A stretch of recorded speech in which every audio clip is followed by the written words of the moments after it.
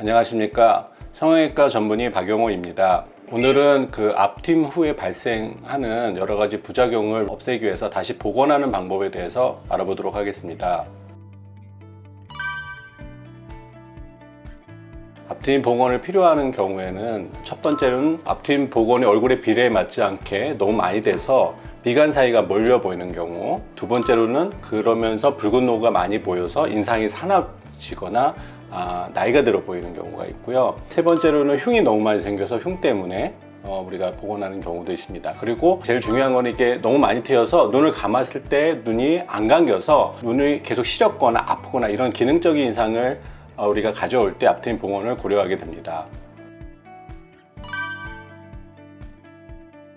우리가 요새 하는 방법이 크게 두 가지가 있거든요. 앞트임을 하는 방법이 클래식한 지플라스티 하는 방법, 그 다음에 내안각 채피 재배치술이라고 해가지고 매직이라고 보통 하는 건데, 간혹가다 피부만 자르는 게 아니라 인대까지 약간 손상시키는 경우가 있거든요. 이런 경우에는 이제 계단형 흉터가 생긴다든지, 아니면 이게 인대가 끊어지면서 장력이 발생해서 흉이 많이 벌어진다든지 이런 문제가 발생하는 경우가 있습니다. 그래서 앞트임 했는데 생각보다 많은 흉이 생긴다든가, 아니면 눈라인 차로에서 눈에 확 띄는 흉터가 생기는 경우가 있습니다. 이런 경우에 우리가 복원을 통해서 이런 흉을 없앨 수가 있습니다. 어떤 수술을 했느냐, 그리고 어떤 수술에서 어떤 조직이 우리가 손상이 되어 있는지 정확히 파악하고 수술을 하셔야지 복원 후에 그게 흉터가 없어지면서 오래 유지할 수 있게 됩니다. 그래서 경험 많으신 선생님한테 찾아가셔서 복원 수술 받으시는 게 좋다고 생각합니다.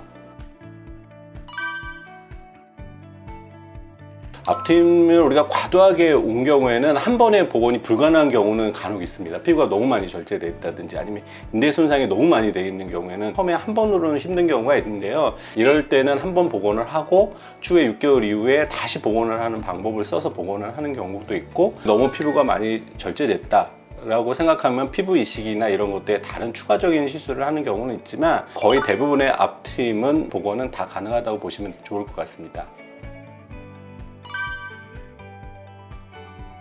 우리가 수술을 한 다음에 이틀 뒤에 우리가 드레싱을 하고 5일에서 7일 사이에 실밥을 뽑습니다. 그렇게 되면 이제 처음엔 상처가 좀 붉어지거든요. 이게 붉어지는 게 보통 한 달에서 석 달 정도 붉게 됩니다. 그래서 이 과정에서는 테이프를 붙이고 다니신다든지 이렇게 하고요. 보통 흉은 3개월에서 6개월 지나면 이제 서서히 사라지고요. 완전히 흉이 좀 눈에 띄지 않는다 그러면 6개월 이에서 1년 정도의 시간이 걸리기도 합니다.